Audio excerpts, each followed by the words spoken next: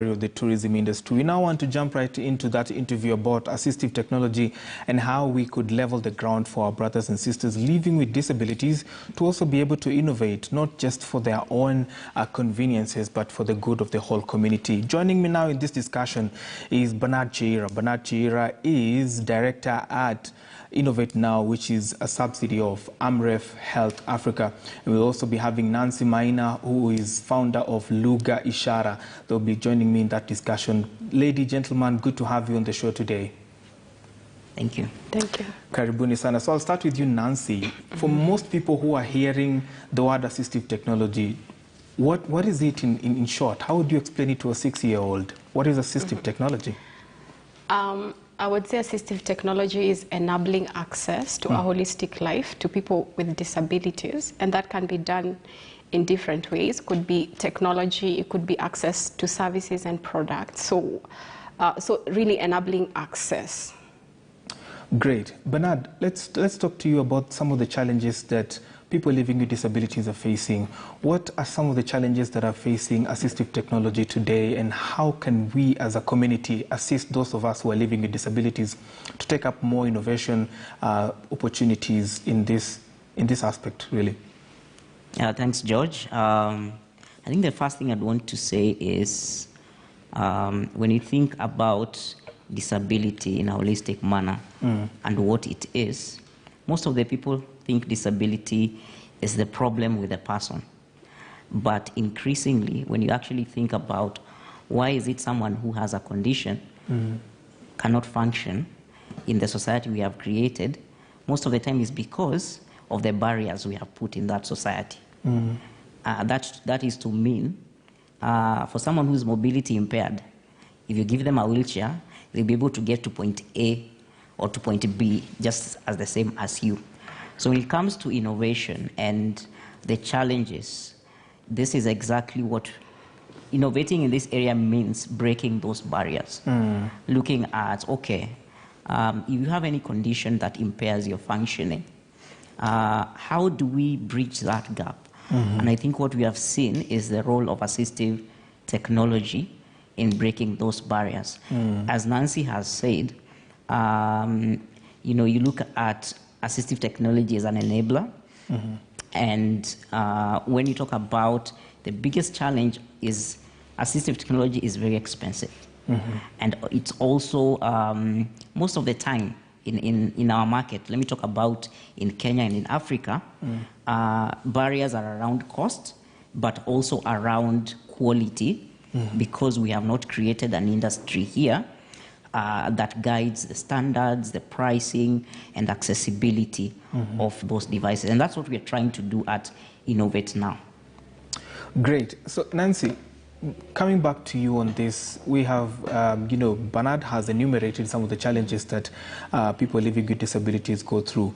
But now, what do we need to create more innovations, more assistive technology-related innovations, so that we can also meet the needs of people living with disabilities? Is it in the policy world? Is it in budgetary allocation? Is it in representation? What do we need to do, really, to encourage or to increase the space for assistive technology in Kenya?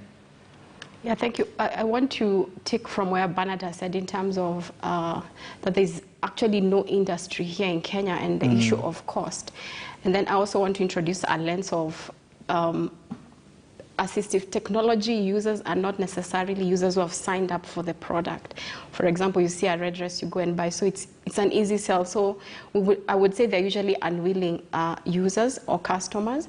So starting from there, it's expensive, and so there's an opportunity to allow innovators to have access to grants. And I'll speak about Lugha Ishara, for instance.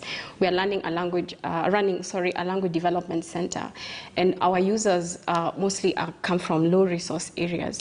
And then we realize a parent has to wonder, do I first seek for basic needs, or do I first seek assistive technology needs for my child? And so that balance. So you realize that the product has a double-faced business model. So there's a user who needs it but is not able to afford, then they would have customers who may not necessarily need it. For example, like Kenyan Sign Language is a human right to a deaf child. But for a hearing child, it's just like any other language like Spanish or French, but they would be interested. So So by the time you engage the parent, then they have to make decisions within the household. Do I take the child? Do I incur money for basic needs, or do I incur money for assistive technology in terms of access to language development for my child? And so it's a harder business model to crack. And for me, this is where grant investment comes in, working with accelerator programs like Innovate now, to be able to crack that. And then once the capital expenditure is settled, then it's easy now to generate revenue from the business. So we're actually a social enterprise. Yeah. Thank you for summarizing that. You sort of preempted my next question because I was going to ask you about what Lugha Ishara does. But let me ask Bernard. Bernard, what should we expect from Innovate now? What do you concern yourself with on a daily basis, particularly for people living with disabilities? Thank you, George. So let me very quickly explain what Innovate now is, and also make a slight correction to your introduction. So it's not a subsidiary of Amref Health Africa, but it is a program we are implementing with our partners, the Global Disability Innovation Hub.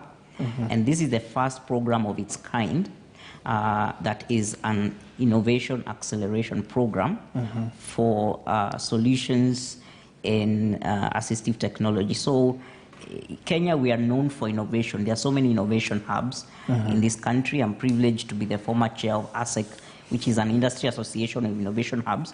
So I can tell you for a fact that everywhere you go in this country, including in very remote areas of this country, there are programs trying to support entrepreneurs, because we've seen that technology and entrepreneurship is actually the future of creating new industries in Africa. So Innovate now is an accelerator that is supporting innovation in this field of assistive technology. And what we concern ourselves with is, first of all, to identify, do we have local solutions to local problems that persons with disabilities face?